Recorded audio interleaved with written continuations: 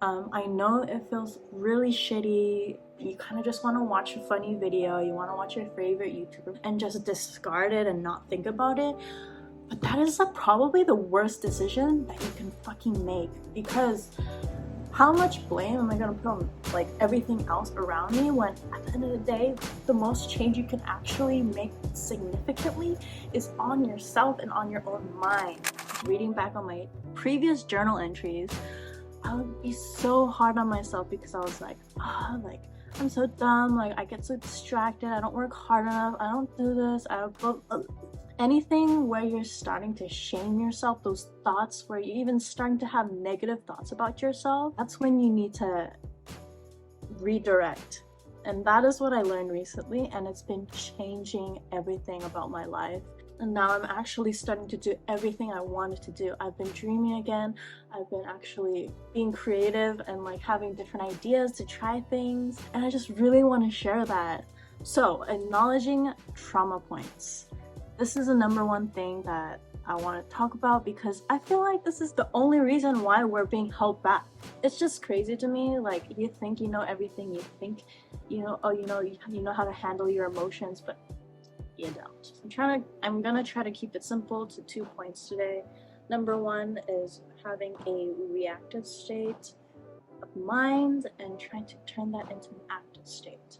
Number two is learning about your identity. Have you ever had those moments, or try to remember those moments, where you feel like your emotions are just out of control? You're like, a certain event just triggers something and you're just extremely mad or really sad or really scared of that moment in time.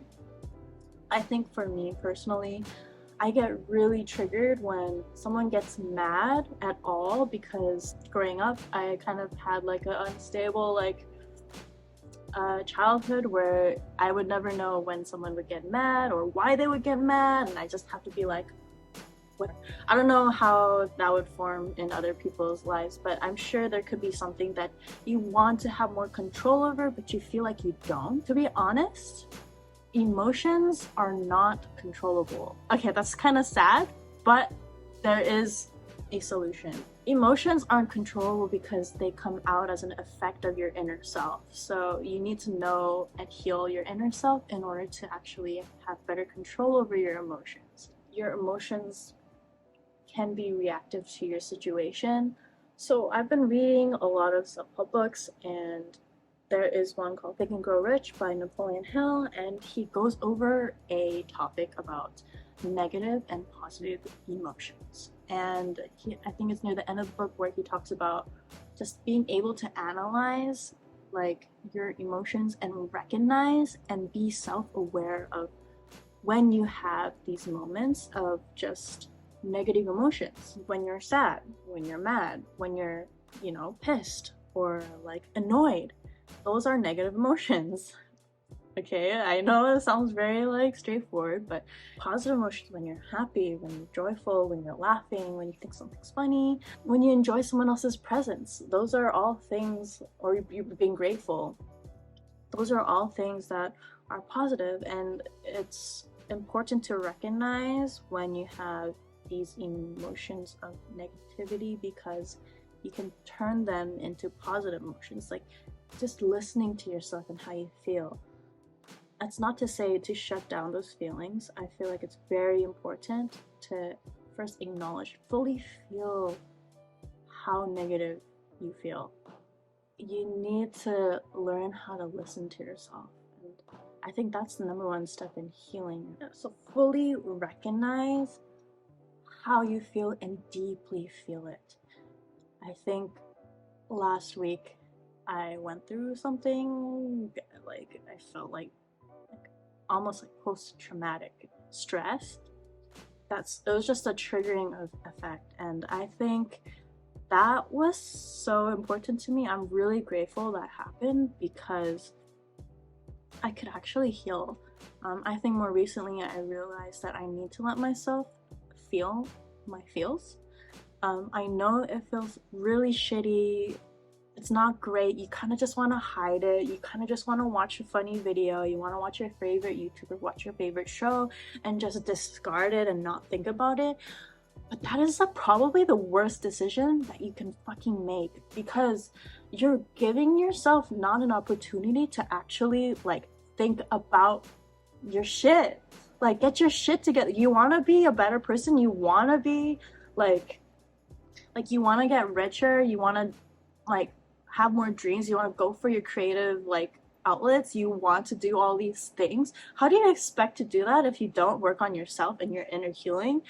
And I think I'm getting like kind of emotional about this because I was so frustrated at myself, because I literally would always talk to myself like this, like in a way where it's like, oh no, I can't, like, I don't deserve this, I don't deserve that, I don't deserve to feel the way I do because no one recognized it when I was younger. Well, I need to stop making excuses for myself, because like, how much blame am I gonna put on like everything else around me, when at the end of the day, the most change you can actually make significantly is on yourself and on your own mind. Afterwards, change can happen outwardly later in a more effective manner if you genuinely mean it.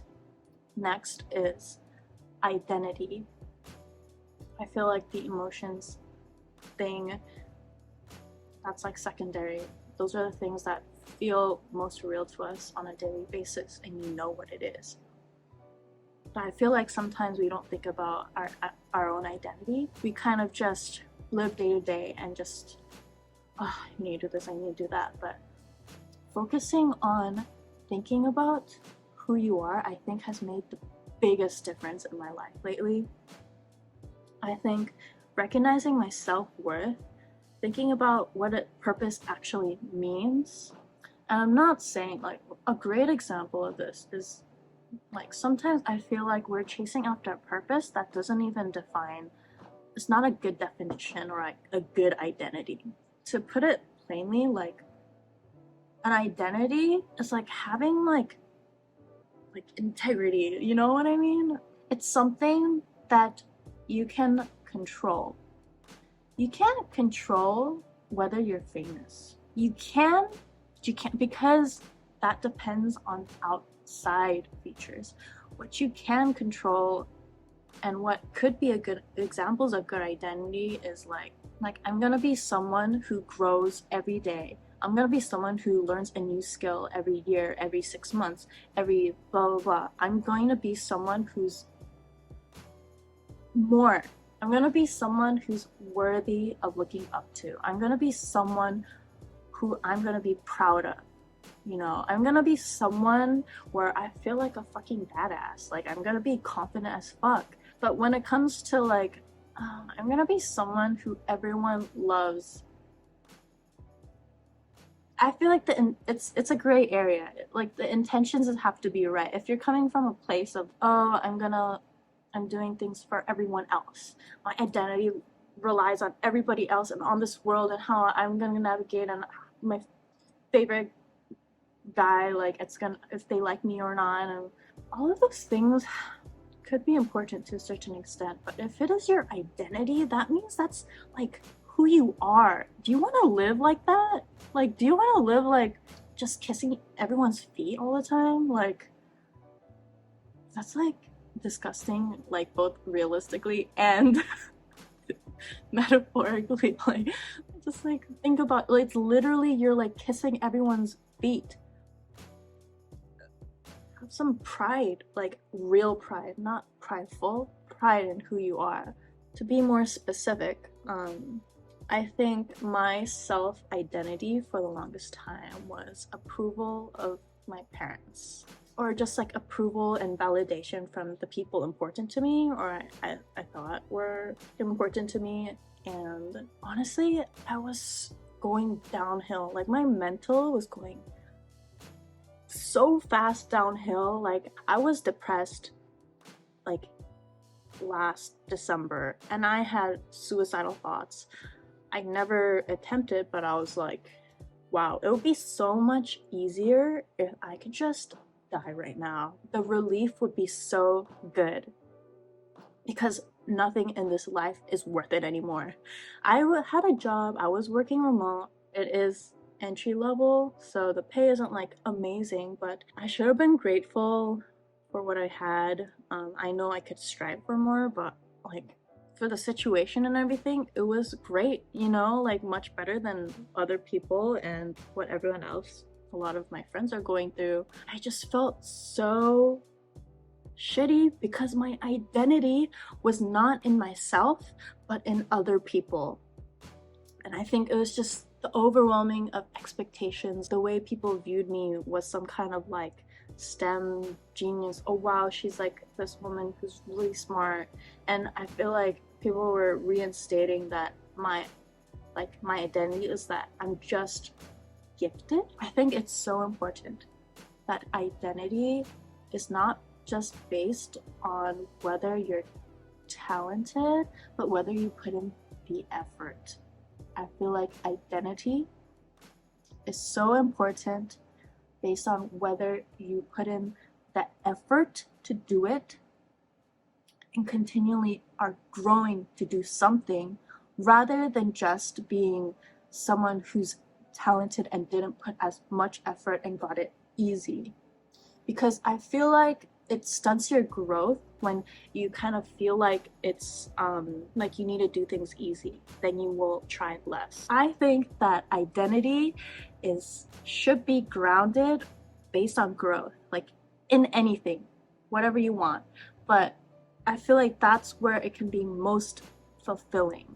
I'm currently reading this book called Mindset, and it's so good because I'm unlearning all of the stuff that I've learned about myself, because I've been like, I was like naturally kind of good at math growing up, so I wouldn't have to study and get like A's and stuff. I'm not trying to show off. It's just like kind of like, honestly, I think I was kind of born with that kind of brain, but I was so like complimented for not trying. And I feel like that's such an unhealthy way of thinking, is like, oh, I want validation for not trying, then I will try less. What? Like, kind of the part of the reason why I went on a really downward spiral into the depression. How do I find purpose in living and not trying? Then I'm not gonna try to live, of course. So I was very short-minded when I realized that after reading this book called You're a Badass by Jen Sincero. Like, well, I really want to get fucking good at something in my own efforts. Oh, like, I want to try. I think that's when I'll feel most alive, because the more I just sit here and wait and make excuses, have some creative ideas every now and then, like, I want to watch a show instead after work. When I'm 60 years old, I'm gonna hate myself. I'm gonna be like max depressed. I'm like, why didn't I try that? Why didn't I upload more videos? Why didn't I write more songs? Why didn't I upload more songs? Why didn't I try to start a business? Why didn't I do this? Why didn't I do that? Like, why didn't I study more and gain more skills when I was younger, and so that I can have abundance of skills later and have the freedom of doing things more? Why? I feel like that when that became the forefront of my mind as I read Your Bad, I was like, holy shit, like, I've been living my life wrong. I've been living my life in fear of other people and what other people are saying. At the end of the day, it's about you and how you feel. If you don't feel right, if someone's trying to push you in such a direction and you have like this gut instinct, like, listen to your feelings. Going back to the topic about emotions, like, if you have negative feelings, let yourself feel it, reason with it, listen to yourself, let yourself heal if needed, give yourself some love. No one can give that to you except yourself. Because when you're depending on other people to tell you that, you're still not even like growing up. That's you like being a child. You know, literally a child. Like, a child is dependent on their parents for like validation, which is great. You know, like they need that nurture because they're literally children. But if you're an adult, you need to grow up. Like, I realized I needed to grow up, like, big time. I was like, I think the most important thing is that I'm still growing. I'm still trying. am still going through traumatic emotions that I've had from the past, I'm still working on it. And that's what's important, is that it'll never stop. But that, I feel like that can be discouraging for some people because you have to keep trying hard, and it is hard, but I think that's what makes you feel more alive, right? If you don't put your all into growing and learning and trying to adjust your schedule like so, you feel like you have less purpose. To summarize today, it's 1, recognize and feel your emotions, whether there's traumatic experiences, learned experiences that cause you to be reactive in certain situations. Listen to yourself. Listen to how you feel. Listen to how you are, and give yourself the time to be like, hey, like, I feel this way. I don't want to feel this way. I feel worthless. Take the time to say the opposite. Write down like what you're feeling, whatever, and say, no, you are worthy of love. You are worthy of what you deserve, what you want, and that is all. Like, just taking those steps to actually feel. If you need to meditate, breathe, I think those are all things that's helped me. 2, identity. Concentrate on learning about your identity and how you originally think about yourself and what your purpose is. I feel like this is hard because you don't really think about this on a daily basis, but get used to it. Be attentive. Listen to how you think. Do you validate yourself based on others or yourself and how you grow? And another thing about identity is that it should be based on a growth mindset over something that's less of growth, because then you find less purpose. What's the point of living if your identity is not something in growth? You'll feel worthless. You'll feel dead. That's how I felt. So I hope that was helpful. I'm not like professional, but I feel like this has just been so strongly on my heart. I feel like I needed to say it. If it reaches even one person and impacts them in a positive way, then I think that's great. If it impacts people in a negative, I mean, take it or leave it, right? See ya next time. I have a lot more ideas, so hopefully I'll upload that next.